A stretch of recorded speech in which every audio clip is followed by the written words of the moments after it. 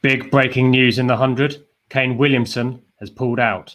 But that's not all. There's plenty of trades going on, and I'm here with Rich to discuss who's in, who's out, and what it's going to do to our competition.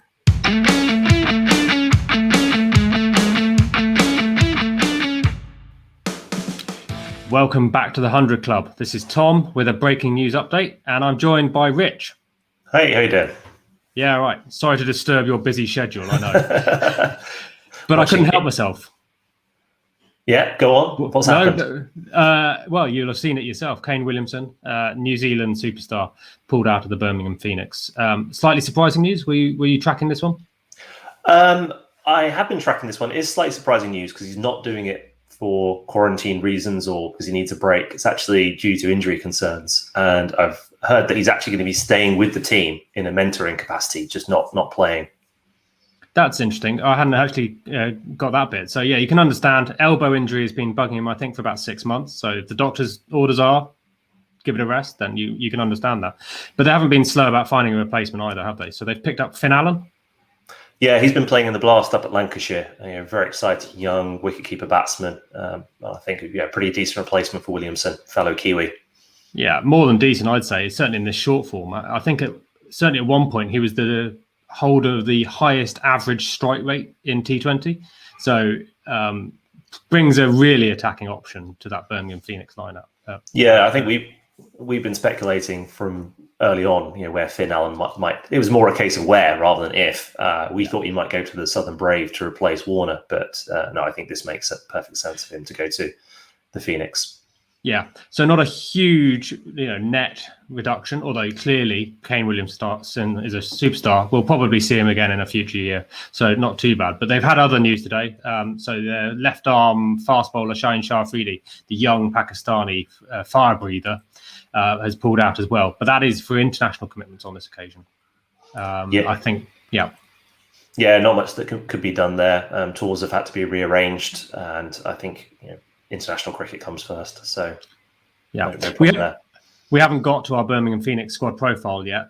We know already though that Adam Zampa is their third overseas squad member, and we've known for some time that he's likely to pull out. Again, a mixture of international commitments coming up in the West Indies for Australia, and also bubble fatigue, and the fact that these Aussies are going to have to quarantine for weeks, I think, when they get back over there. So do they have any possible replacements for those two, do you think? I think for Zampa, there's a ready-made replacement just down the road, playing in the Blast at Worcestershire, the New Zealand spinner Ish Sodhi. He's a logical replacement to come in there. And you've been thinking about the quick replacement, right? Well, this is almost a wish list for me, because if you've lost a quickie, you want the quickest back, right? And that's Anrich Nortje, the South African. He ripped it up with Chennai Super Kings last year, I think. Is that right? No, was he Delhi Capitals? Sorry, yeah. Delhi Capitals. Absolutely throws it down 150 kilometers an hour plus, superstar. So he'd be a 90 miles an hour in old money, right? Yeah, call it that. But quick. Other trades going on today. There's the Welsh Fire. I've seen a bit of action. Have you seen those ones as well? Yeah, they've brought in the South African Ngidi, right? Yeah, Lungi Ngidi. Again, another very young, fast bowler.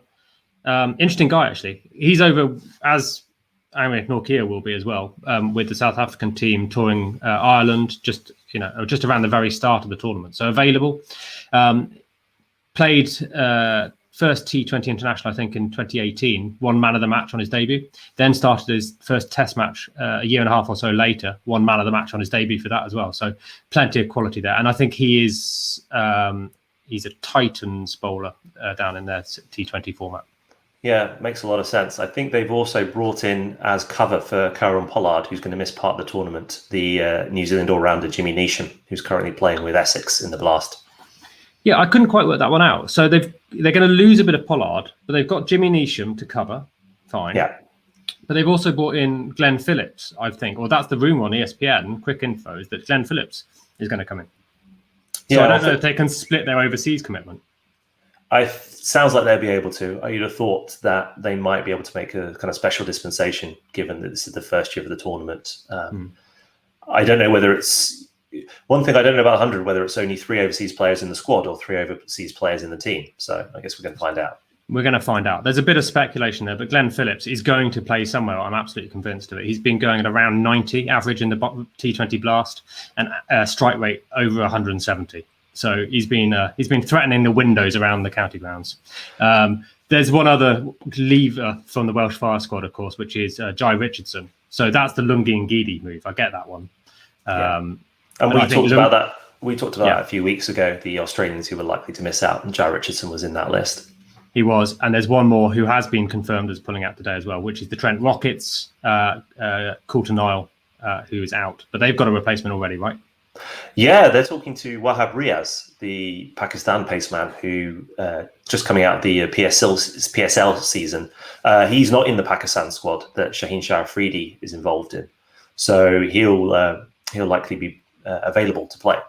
But presumably the Pakistan squad will affect Shadab Khan and the Manchester Originals. I haven't seen that's been a factor. You'd have thought they'd announce some of these things at the same time. But in Wahab Riaz, I mean, I think that's an upgrade on Coulter Nile for me. I mean, he's just taken the second most wickets in that Pakistani Super League. So he's in banging form, and I think he'll do great things for that squad. We've already profiled them.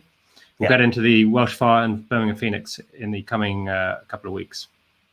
And don't forget that the teams can all add an additional wildcard player in the wildcard draft, which takes place tomorrow. So I think given some of the announcements today, the coaches will be looking to plug the gaps with some of the highest performing players from the T20 Blast this year. Yeah, and keep your phone on, Rich, because I might be giving you a call, dragging you back online, see if we can get some reaction to that draft process as it takes place. But until then, thanks very much for joining me. No problem. As you know, we're both fans of the NFL, as they say in the NFL. Next man up. Next man. I like it. Yeah, it's thick and fast right now, and it's only going to get quicker. So thanks for joining me. If you've enjoyed that content, that news update, please just throw us a comment down below, give us a subscribe, and we'll catch you next time on the 100 Club. Cheers.